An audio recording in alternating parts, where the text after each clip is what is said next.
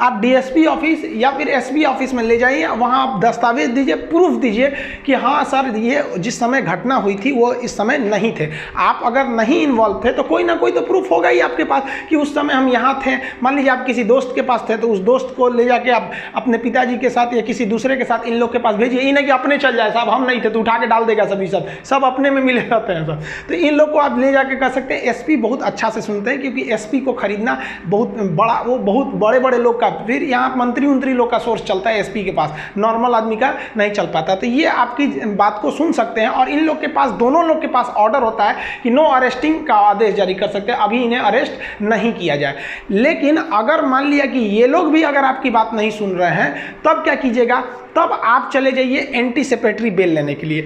आप अगर गिरफ्तार नहीं हुए हैं तो आप वकील को करिए तुरंत अपने डिस्ट्रिक्ट कोर्ट में एंटीसिपेटरी बेल, जिसे कहते हैं अग्रिम जमानत, ले लीजिए। हमारे ऊपर भी कई जना लोग ने फर्जी एफआईआर कर दिया, कोचिंग में पढ़ाते रहते तो उल्टा सीधा काम कर देता है सर। फर्जी एफआईआर लिख दिया, एफआईआर हो गया हमारे नाम पे, पुलिस आई गिरफ्तार करने के लिए, पुलिस कह रही है खान साहब हम आपको गिरफ्तार करेंगे। हम कहे मत करिए महाराज, हम लेके चल आते हैं एंटीसिपेटरी। तो कहा ठीक है जाइए लेते ही। तो देखिए पुलिस को भी पता है कि कौन क्राइम किया है कौन नहीं किया, खुद पुलिस बोल रहे थे कि आप लेते आइए यहाँ पे। तो हम गए वहाँ पे, देखिए हमारे ही फोटो है, शायद यही कपड़ा भी पहने हैं क्या, नहीं दूसरा है, मिलता जुलता है। तो वहाँ पुलिस के वहाँ गए कोर्ट के पास, तो जज पता है, देखिए कानून अंधा होता है, जज अंधा नहीं होता है, सब समझता है। तो हमको एंटीसिपेटरी बेल दे दिए। तो हम एंटीसिपेटरी बेल लेके आ जाएंगे ना, अब पुलिस के सामने घूमते रहेंगे तो पुलिस गिरफ्तार नहीं कर सकती हमको। अब पुलिस केवल सबूत इकट्ठा करेगी या जज को दे देगी, वहाँ पर एंटीसिपेटरी बेल आपके पास रहना चाहिए। लेकिन क्या होगा कि आप एंटीसिपेटरी बेल भी नहीं लिए हैं, आप पुलिस डीएसपी एसपी भी आपकी बात नहीं सुने, आप कहीं घूम रहे हैं, आपको पुलिस पकड़ ले गई, अब तो डाल देगी जेल में। जब जेल में डाल देगी तो उसके लिए भी आपको बेल लेना पड़ेगा। आप उसके लिए भी बेल ले सकते हैं, उसे कहते हैं रेगुलर बेल। ये थोड़ा लंबा प्रोसेस होता है, एंटीसिपेटरी आसान होता है, तुरंत मिल जाता है कि भाई साहब हम नहीं किए हैं जज साहब, हमको थोड़ा समय दे दीजिए, हम आपको हम जब तक हम अपनी बेगुनाही का सबूत आपके पास लाएंगे। तो आपको जो है ना बेल आराम से मिल जाता है। लेकिन इसके बावजूद ना आप बेल मिल जाना मतलब ये कहाँ का नियम है कि आप निर्दोष है ना, मौत आपका अभी भी है, बस बेल का मतलब कि इसे गिरफ्तार मत कीजिएगा, कोर्ट आदेश दे देती है। अब आपको साबित करना पड़ेगा कि नहीं ये फर्जी एफआईआर है। तो इसके लिए दो रास्ते, आप दोनों के बीच में कॉम्प्रोमाइज कर लीजिए कि देख भाई हमको काहे लिए फंसा रहा है, उल्टा सीधा हम नहीं थे। कभी कभी अज्ञानता में भी लोग जब किसी को मार धाड़ कर दीजिएगा तो बहुत गुस्सा में रहता है, जो मिलेगा नोच लेगा, उसको नाम डाल देता है, बाद में उसे भी एहसास होता है कि नहीं ये व्यक्ति नहीं था। तो कॉम्प्रोमाइज कर लेते हैं लोग, तो यहीं पे खत्म हो जाता है। लेकिन कॉम्प्रोमाइज नहीं करेगा ना, तब आप जाइएगा, देखिए हम लिख दिए सीआरपीसी की धारा 482, इसके तहत आप हाई कोर्ट जाइएगा। देखिए भले ही हम सुप्रीम कोर्ट का फोटो लगा दिए, लेकिन हाई कोर्ट जाना पड़ता है 482 के तहत। और हाई कोर्ट में आप अपने लीगल दस्तावेज दीजिएगा कि देखिए सर ये हमको फर्जी एफआईआर में फंसाया है, हम उस वक्त नहीं थे।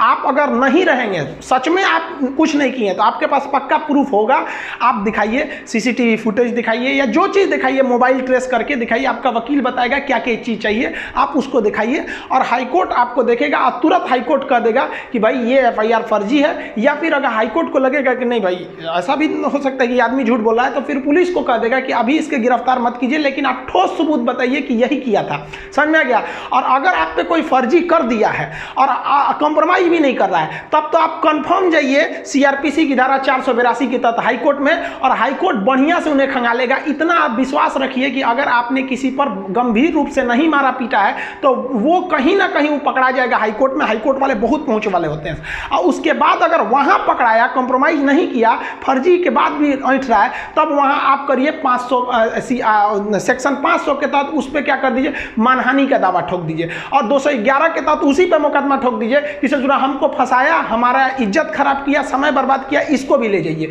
तो जब आपको कॉम्प्रोमाइज कर ले रहा है डिस्ट्रिक्ट लेवल तक ही, तब आराम से रखिए। हाईकोर्ट ले गया तो फिर उसको भी नहीं छोड़िए। इतना समझिए कि सत्य परेशान हो सकता है, पराजित नहीं हो सकता है, कुछ भी हो जाए। देखिए सुशांत सिंह मैटर का भी 2 महीना तक लेट हुआ, लेकिन अभी सीबीआई जांच लग गई है, वो भी कहीं ना कहीं निर्णय पे आ जाएगी। तो इस तरह से आप समझे कि पुलिस लेवल पर या फिर डिस्ट्रिक्ट लेवल पर या हाईकोर्ट लेवल पर किस तरह से अपने ऊपर किए गए फर्जी एफआईआर को आप निरस्त करा सकते हैं।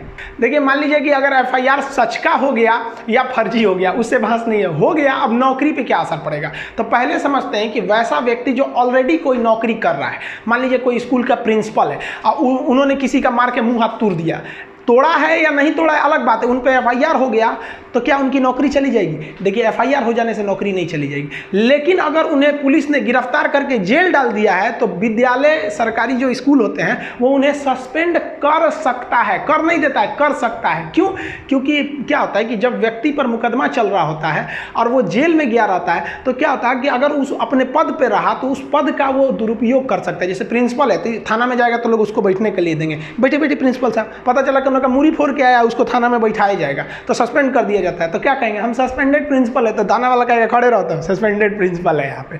तो आप अपने पद का दुरुपयोग ना करें, इसलिए यदि आपके ऊपर कोई खतरनाक FIR है तो डिपार्टमेंट आपको, मतलब आप अपने पद का दुरुपयोग ना कर सके इसलिए सस्पेंड कर सकता है, जनरली करता नहीं है।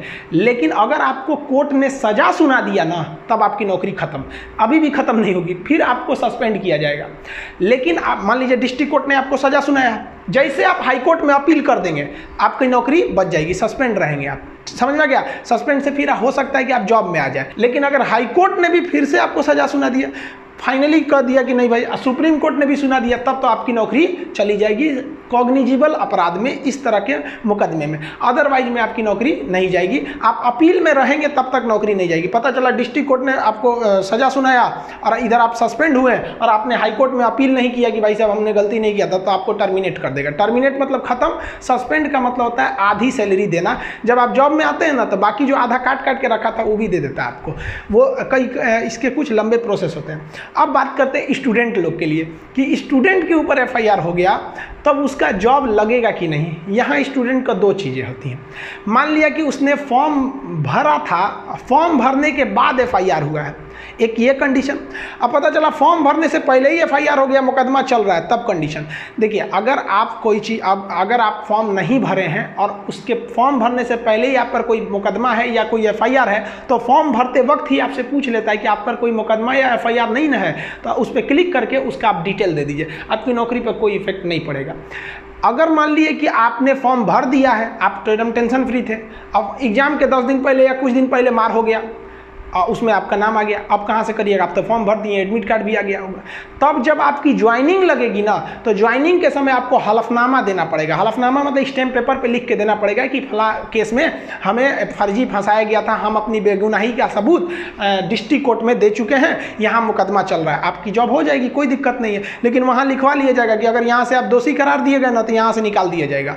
तो अगर यहाँ से आप अपराध मुक्त हो गए तो आप नौकरी करते रहिएगा, और इसमें अगर सजा सुना दिया तो आप चल गए, नौकरी से खत्म कर दिया जाएगा आपको। तो आई होप आप ये सब चीज़ों को समझ गए होंगे। इसको लिखवाने वाला चीज़ जो अभी जस्ट इस 1 से 2 दिन के अंदर आपका ऐप लाएंगे तो उसमें एप्लीकेशन में हम आपको इसका A to Z डिटेल से लिखवा देंगे कि पूरी CRPC, क्योंकि ये दरोगा के एग्जाम में खास करके यूपी दरोगा में ये सब पूछेगा आपका IPC और CRPC का क्या क्या चीज़ें होंगे। तो उसमें आपको एकदम A to Z PDF note test वगैरह के साथ आपको मिलेंगे नेक्स्ट वीडियो में। तब तक के लिए जय हिंद।